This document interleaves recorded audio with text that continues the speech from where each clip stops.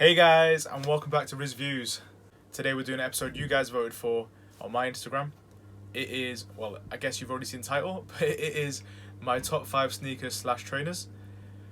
In this episode I'm going to talk about why I like them obviously, but I'm also going to talk about the story behind them, how much they're worth today on StockX, cool little features, and what you also get with the shoe, because some of these shoes come with special boxes, and I do rate that. Filming this video hasn't been easy. Filtering down all the shoes in my life down to 5, it's hard. Try it after you've done all the good stuff like liking and subscribing and obviously watching the video, but try it. I genuinely want to know what your top 5 are. I've definitely forgotten something and I can't remember what it is, so don't hate me if I go, oh, it's changed next week, whatever. But yeah, do try it, let me know what you think. But on to the main part, and let's talk about shoe number 1. So for the first shoe, I need to take you back to 2017. So if you didn't know already, I work for Nike, and it kind of explains why I have all these shoes behind me and how I can afford them. If you want to know more, let me know. I'll do a video about it maybe show you my store or tell you how I got the job and what kind of discounts you get. I know quite a lot of you are interested in that. But yeah, working for Nike is pretty cool, and sometimes they have competitions, which is how I got this first shoe. There was a competition on who can get the most sales in store, and your boy won. I was sorry. So the prize for the competition was you get to choose a shoe from the website, and it being 2017, VaporMax was pretty brand new at the time. I chose the VaporMax Custom or Nike ID because at £210 I did not want to spend that myself, and the opportunity was there. So I used it to the best of my advantage, and that's what I picked. So I don't know if you guys are familiar with Nike ID, but basically it's a program through Nike where you can customize a shoe, put your name on, change the colors, do all sorts of cool stuff. And especially when you do it in a factory store, or any store to be fair, you get a little cool box once you've done it. And inside there is a little card. So this is the shoe I chose. So this is the shoe. If you didn't know, red is my favorite color. And yeah, I wrote Riz on one of the feet. So on one foot I wrote Riz, on the other foot I wrote MVP because that's what your boy was. They arrived and I absolutely adored them. I wore them to special occasions like my last exam at uni or a meal or something like that, but they meant a lot to me. Here's where it gets sad. If you know me, I might have mentioned a story about Paris. You don't know, something like me visiting, booking 4 hours before and just flying out for New Year's. Maybe you might have heard of it. What? If you haven't, let me know and I'll make a video about that as well because it was really cool. I visited Paris. I packed in a rush because, like I said, I only booked my ticket and flew out 3 hours later. But I packed them because obviously it's Paris. I want to look cool. They're special to me. So I take them with me. I get back to Manchester and I realise I've left a shoe there. I tried contacting the hotel. I think I left them at the airport, or left a pair at the airport. So unfortunately now, here's the box. Quite cool, Nike ID. There's only one.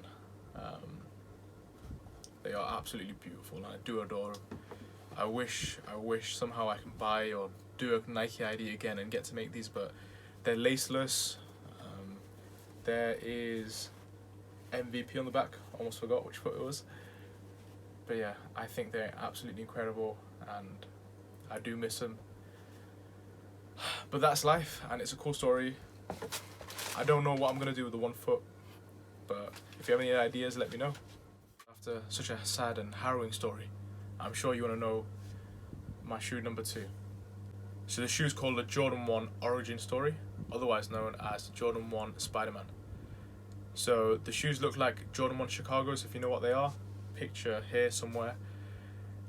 It's cool because that's one of the original colours Michael Jordan wore. But this shoe is a bit special because it's linked to the Spider-Man film, Spider-Man Into the Spider-Verse. As you can guess, that's why the connection's there.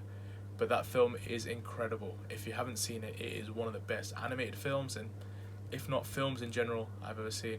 So the character in the film, Miles Morales, wears these shoes.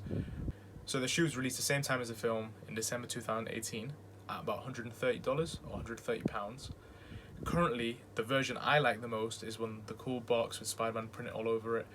It is £2,500, but just the shoe itself with the regular box is about $950.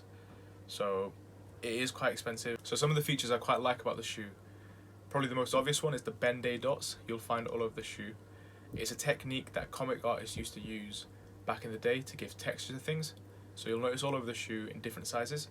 After that, it is the blue and the tongue. So I think the blue and the red work so well, and obviously that's Spider-Man's colorways, so I do appreciate that. On the swoosh, not tick, remember, not tick, swoosh.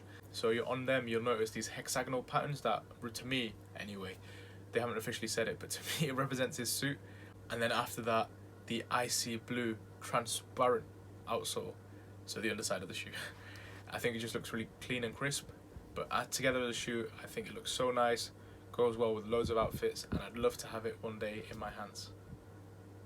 So talking about my third favourite shoe of all time, and much to everyone's surprise I'm sure, it's not a Nike, wow! Yay! Don't worry, I won't lose my job for saying it, but it is the Asics Gel Light 3 Salmon Toe 2.0s, otherwise known as the Ronnie Fige or Kith Salmon Toes.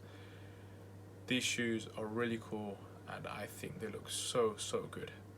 They retailed at about $250 and now currently are worth about 600-700 quid in my size, so it's not too bad, but I just think they're so gorgeous. So this shoe is a collaboration between Asics and Kith. Kith is quite a cool streetwear brand from New York, started by a guy called Ronnie Fige. Ronnie Fige started in the industry quite young and worked his way up until he had his own store, which he opened in 2011, and Asics made a shoe with him then called the Salmon Toe 1.0, or just the Salmon Toes. They're really cool, but to commemorate their 5th anniversary in 2016, they made the second version, the 2.0s, and I think they're a little bit better because they have navy compared to the white on the midsole. So in the box you get some laces, you get some pins, a really cool fish, a stress ball that has Kith written on it, and you get some socks as well. However, in my research I found something quite sad. The material they use on the shoe, it's come from pig leather, and as a Muslim unfortunately I can't wear that, so they're gonna have to come off. So the third shoe I'm going to talk about in place of the Salmon Toe 2.0s is something I have with me right now, and it's these. You might see me wear them if you know me. They are called the Flyknit Racers.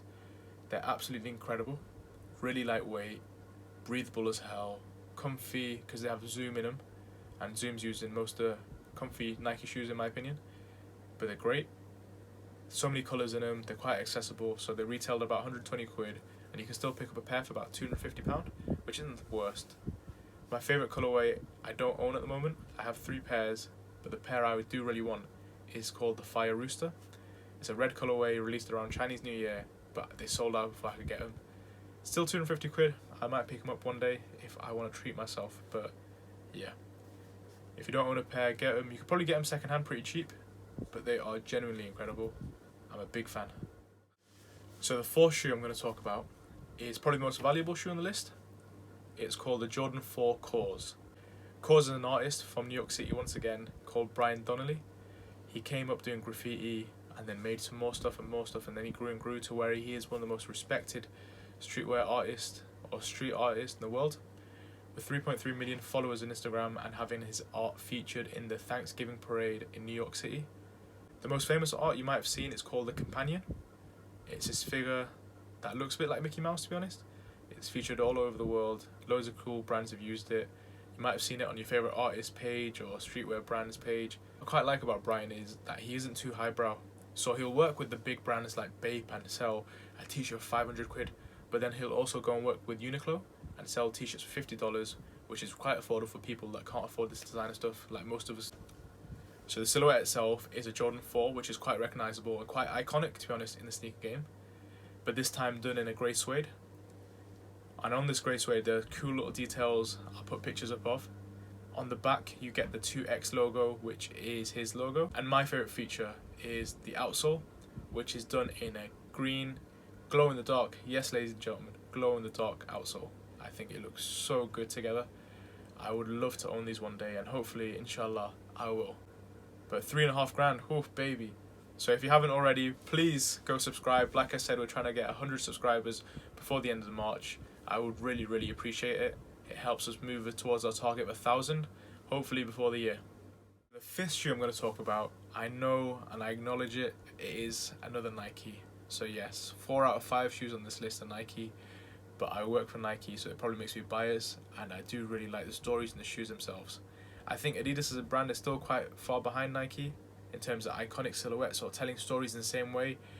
They have really good collaborations, so they've had collaborations with Star Wars, Game of Thrones and stuff that's really cool, and Dragon Ball Z, but just they haven't been able to pull it off in my opinion. And I think some shoes or same ideas in Nike would work so much better, but you got to remember I am biased and I can admit that. So out of the shoes I talked about today, this shoe probably has the most inspiring and appealing story to me, and it has 2 versions to be honest. I prefer the second version, so I'll talk about the first one first. So released in 2014 to commemorate the 45th anniversary of Neil Armstrong walking the moon and humanity's achievement, Nike made this shoe. Ba-ba. And it is called Nike Moon Landing, or Air Max 90 Moon Landing. I think it is so pleasing on the eyes. So this shoe has some quite cool features, like the no-sole construction, so you won't see any seams on the outer. And it also is made up of 3M, so the material is really reflective, and if you take a picture with a flash, it just looks so cool. So 2019, Mars Curiosity rover concluded its work, so to commemorate that, Nike made this shoe again. It's called the Mars Landing, and as I'm sure you can figure, features a picture of Mars. Ba-ba. Same no-sew construction and 3M, so it looks absolutely awesome with flash and just in general. It doesn't have the same American flag at the back, but it does feature these cool silver accents all over the shoe that complements the red so well. What I like more about this shoe is the outsole. So this one has black speckled sole with white paint all over it, or white 3M I guess, and it looks like the night sky. So I just prefer that colourway a bit more to the moon crater. Like I said, red's my favourite colour, so I do prefer it. Currently at about $250 on StockX, so it isn't too bad, and it retailed about $150 to £1, so there's not too much to lose there. I have held them in my hand. I haven't been able to wear them because they weren't my size, but that's probably my 5th shoe. So here we are. That was my top 5 trainers of all time. There's so many shoes I wanted to mention that maybe I can give a quick shout out to now. Kobe Grinches, Kobe Bruce Lees, Jordan 11 Space Jams, Yeezy Red Octobers, can't think of any more. But there's so many shoes out there, it is hard as hell. Let me know what you guys pick in your top 5, and I'll catch you guys very soon, hopefully doing something different again. If you have enjoyed the video, please like, leave a comment if you want, and do subscribe. Like I said, we're trying to hit 100 subscribers before the end of March. See you next time. Adios.